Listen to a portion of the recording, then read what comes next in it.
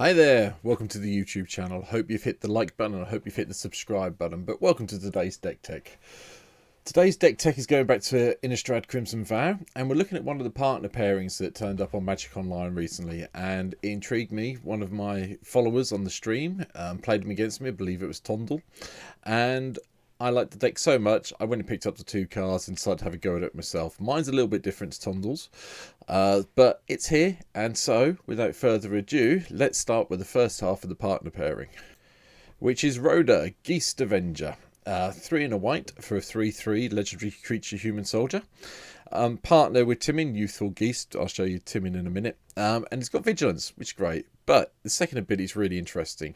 Whenever a creature an opponent controls becomes tapped, if it isn't being declared as an attacker, put a +1/+1 counter on Rhoda, Geist Avenger. So, if your metagame has got a lot of people playing mana ramp, elves, or elves basically, or any green creatures that produce mana, you're going to get a lot of +1/+1 counters, and most of the decks I've been playing against recently are playing ramp in some form with this. But even if they're not, the partner really helps, and the partner looks like this. Timin, Youthful Geist. 4 and a blue for a 3/4 flyer. Obviously partners were Rhoda. But it says at the beginning of each combat, tap up to one target creature. Notice it says at the beginning of each combat, not just your combat, every combat. So as soon as you're playing around on the table, you could basically, if you've got this in play with Rhoda, you can pump Rhoda with what, 4 +1/+1 counters before you attack again. If you get timings right. So Rhoda's in play. You play Timin in the first main phase. It taps an opponent's creature. Rhoda gets a counter, so that's 1/+1. Happens the next 3, assuming you've still got 3 opponents left in the game anyway, and then it just happens again and again and again. So yeah, you do need to protect Timin a little bit, which is one of the things we're doing with this deck. We are protecting Timin, but Rhoda's okay. So with the rest of the deck, this is what we're trying to do. So my plan for this deck was to try and take advantage as much as I can of tapping down my opponent's creatures throughout the game. The land base, as you can imagine, is mainly blue-white, with not a lot of anything else. I have included Path of Ancestry because the Scry does help a little bit. We have got Reliquary Tower in because I'm guessing we're going to get bounced. But beyond that, and Temple of the False God. But we just got a few bits and pieces. Most of it, quite a high number of islands, high number of plains. The dual lands that I own.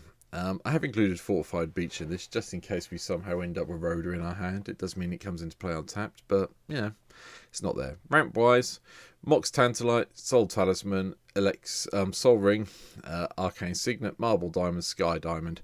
I decided to go with them. I figured that was enough for this game. So, beyond that, everything else I've tried to include either taps a creature or bounces a creature or destroys it. But, it's an interesting way of building it. I don't think I've seen it built this way yet, so I decided to try it my way. So, going through the cards quickly. Acrona Jailer, just a 3 mana tap a creature. It's not the greatest one in the world, but hey, it's a 1 mana 1/1 at the end of the day. And it's also a soldier, so it does help us get Fortified Beach into play untapped if we need to. Authority of Consuls, our opponent's creatures enter the battlefield tapped and we gain some life. Nice. Giant Killer to destroy a creature and then again, but slightly better, 1 mana for a tapper that only costs 2 instead of 3 like the Acrona Jailer does. Giga Drowse, so we can tap multiple creatures once we get the replicate ability off and get some mana going. Elixir of Immortality, shuffle it all back in. I've also got Sanctum of Tranquil Light in here because there's a couple of other shrines in the deck as we get there, and it does mean that drops the cost of this, and you can tap creatures, which means you can build up Rhoda really quickly. Then we've just got lots of 2 mana instants that do things, so Dungeon's Renunciation taps 2 target creatures, that's 2 +1/+1 counts when we have Rhoda out. Pressure Point taps a creature, draws a card. Send to Sleep taps 2 creatures and they don't untap if we've got a couple of extra instants or sorceries. We've got Azorius Guildmage for that repeater tap ability. Again, it's a little bit expensive at 3 mana, but hey, let's just worry about that later. The rest of the 2 drops, Swift Foot Boots, like I said, to protect Timin when we have Timin in play, or Rhoda, depending on which we have in play first. A little bit of counter magic with Mana Drain counter spell, and then Snapcaster to get back either one of the counter spells or some of the tap instants and sorceries. Cyclonic Rifts in just because I think it's a good board clear for this, and it gets rid of all the annoying enchantments and other things that may have happened against you. And Cloud of Fairies is here because it's a blue deck. I quite like Cloud of Fairies. And if I have to cycle Cloud of Fairies, I'll get to do it. If I get to play Cloud of Fairies and untap 2 lands that are important to me, even better. So, it's there. Lauren of the Third Path's in, just to blow up artifacts and enchantments and draw some cards when we need to. Arden Vale Tactician's in because on the Adventure side it does tap 2 target creatures, and then you can get a nice 2/3 flyer, which, not the greatest stats in the world, I'm aware of that, but we might as well have it in to see if we can do something useful. Scepter of Dominance for the 1 mana tap target permanent, which is quite nice. It does tap everything, not just creatures, but we really want creatures to be tapped to make Rhoda bigger as we go through it. Grip of the Royal, just for the surge cost, for getting to tap another creature and draw a card, so it's 2 mana most of the time. Occasionally you'd have to pay the full price, but that's fine. It still gets to replace itself. Ojutai's Breath is just nice for the rebound, so it gives you a couple of things. Puppeteer's a nice cheap way of tapping down opponent's creatures. Okay, it costs more to get into play, and it's not the greatest stats in the world, but 1 mana to tap something or untap a target creature is not the end of the world. Queen of Ice. Yep, this one I do like from the nice little set we had a while back, which was Throne of Eldraine. Sorry, my brain went a bit funny there. It works out quite nicely because we get to pay the 2 and tap a creature, and then when we can get Queen of Ice into play, we can, as long as he deals combat damage to a creature, it gets tapped. So you just attack aggressively with this, they block it, they tap that creature, you get another counter on Rhoda. Is quite nice. Retreat to Coalhelm is a nice landfall trigger, so we can tap target creatures when we play lands, and occasionally we'll scry just to find something useful. Rooftop Nuisance, again, the casualty side of it. Maybe with sack a creature off, it's unlikely with this deck, but 3 mana, tap a creature, it doesn't untap next turn, especially if you've got something big and you get a card replacement, it's nice. And Verity Circle. Whenever a creature an opponent you controls becomes tapped, if it isn't declared as an attacker, you may draw a card. Yes, thank you very much. We will be drawing lots of cards if we can get this into play. It's a card I don't many of you have seen, but I really like it in this deck. Likewise, teleportation circles here, just so we can bounce things in and out, mainly so we can bring in Lauren if we need to. But we do have some other things like Sun Titan, Sunblast Angel that could be really good with it, so bear that in mind. Sildar Siege is for the Dragon's ability. Get to tap down opponents' creatures on their combat step. And if we're ahead and we play this, we could always try and do the Khans thing. But, just bear in mind that the Dragon's one is what it's here for, to tap everything. Day of Judgment, Wrath of God to control the board.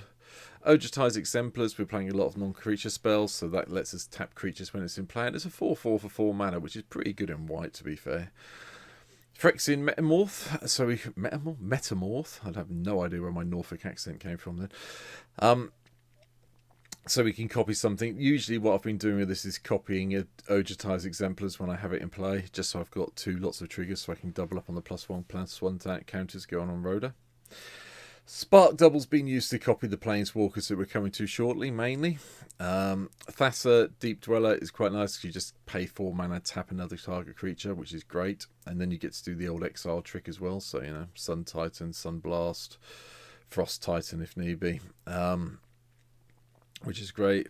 Biden of Thassa also is here, just because we want to be drawing cards if we can. And also, creatures your opponents control attack this turn if able. If you get to a point where you've got a lot of protection on the board, you can just make your opponent attack in and leave themselves liable to a big counter attack that might be commander damage with Rhoda on MTGO. Ojutai's Command, just to return anything, draw a card, counter creature spell that might be upsetting us. Icy Manipulator. Had to play this. It's a traditional tap mechanism from back in the day. Yes, it was reprinted in Dominaria, I'm aware of that, but it's a lot older than that. And I used to play this card a lot back in the standard of 1996, 97. So I decided to include it here just for me. Solemn Sim, ramp, card draw, you know what it does. Doomscar, more control. Disciple of the Ring. We don't really want to be exiling our instants of sorceries from our graveyard, but if it's going to mean we win by tapping down our opponent's creatures for a turn, then so be it. But yeah, bear it in mind that it might be a little bit dodgy, but it's quite nice to exile one and counter a target non-creature spell, so there's swings and roundabouts. Icefall Regent comes into play, taps a creature down, as long as we control the Icefall Regent, and they bit more difficult to play. It's a bit like having Wall 2 nowadays. I'm surprised this card hasn't been edited yet, but it's like Wall 2, so yeah. Tamiyo, tap target permanent, doesn't untap, thank you. Cloudblazer, draw some cards, gain some life, yep. Venser, yeah. Venser's here for a very special reason. You'd think it'd be the +2 to bounce things in and out. It's really not. It's here for the -1. If you can get Rhoda big enough so it's lethal damage-wise, get Venser in play, -1, make them unblockable. You'll kill someone there and then with the commander damage. Bear it in mind. If you can ever also if you can ever get up to the -8, you do win the game as well off that, but that's unlikely. Sun Titan, Sunblast Angel I've already mentioned. I chucked in Shark Typhoon in this deck purely because of the amount of instants and sorceries we're playing, so I figured we might get some sharks out of it. Seems sensible. Consecrated Sphinx, just to get the extra card draw so we get the extra tap abilities. Frost Titan is really nice. Again, it's there to just tap things down. It taps down on the entering and attacking, so that means you're always making Rhoda bigger because you're tapping down creatures that aren't attacking. It's not their combat step, so bear that in mind. It works quite nicely, a little combo of Rhoda. The last few things, Ojutai, because we've got one other dragon and I want another dragon, and it taps things down, so you know, game makes Rhoda bigger. Jingataxis is in just so we can copy our instants and sorceries. We're not playing many artifact spells, but if you happen to have Jingataxis in play and then play Solemn Simulacrum, your opponents do tend to groan quite loudly. Emergency powers just so we can shuffle everything back in, a bit like with Elixir of Immortality, but this one's the nicest. You get to put a value 7 creature or more in from your hand onto the battlefield with it. And then just so we've got a backup win condition that doesn't involve tapping the whole board, I've chucked in Approach from the Sun. I think Approach of the Sun is a little bit underplayed. Yes, it does turn up in really massive combo decks in CEDH. But, as long as you've not got loads of card draw in your deck, I think having it in a normal, you know, under 8 powered deck, which is I'm putting this deck around about 6 to 8 level, depending on what you're playing against.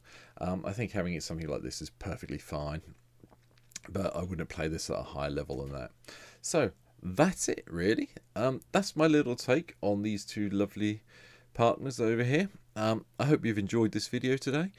Next week I'll be looking at videos. I think there'll be a lot of gameplay videos next week, purely because I'm not really streaming next week, so I've decided next week's going to be, there'll be a couple of deck techs and there'll be some gameplay videos of the most popular videos that people have watched on this YouTube channel this year. So I really do hope you've hit that like button, you've hit that subscribe button.